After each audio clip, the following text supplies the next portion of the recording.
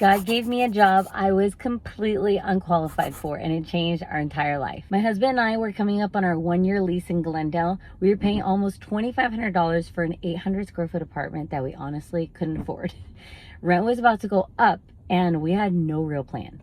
One day around that time, I'm out for a run. Someone honks at me. I turn around and look. It's one of my old personal training clients. He's like, "Hey, Corinne, you and your husband still living in Glendale?" I'm like, "Yeah." He's like, "Okay, I'm gonna call you. I have some business thing I want to talk to you about." So we meet for coffee one day, and he tells me that he just purchased these 3 residential buildings in Glendale. And then he casually asks me, "Would you like to manage them?" I'm like, "Me? I've never managed anything in my life. Why would you trust me with your properties?" He tells me, "Corinne, you're great with people. That's the number 1 skill you need to have." And he said, "Your dad's a contractor, and whatever else you need to learn, I'll teach you." Okay. There was no interview. I had 0 experience. But he trusted me. There was one requirement. We would have to live on his properties. Hello.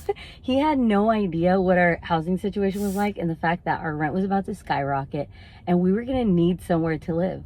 But God was already providing housing for us before we had even begun to pray about the one we were losing. We went from paying $2,500 for an 800 square foot apartment to a large 2-bedroom for $645.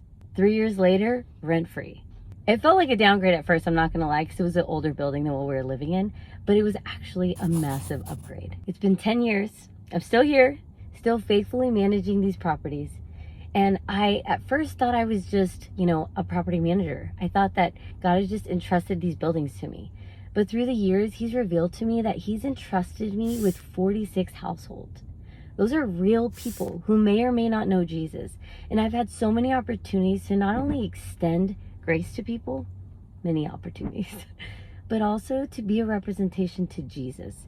And I pray for my tenants that through me, they would realize that there is a God and that I would just be an open door to him. I share this story simply to say that I was completely unqualified, but God qualified me. This is day 2 of God's faithfulness.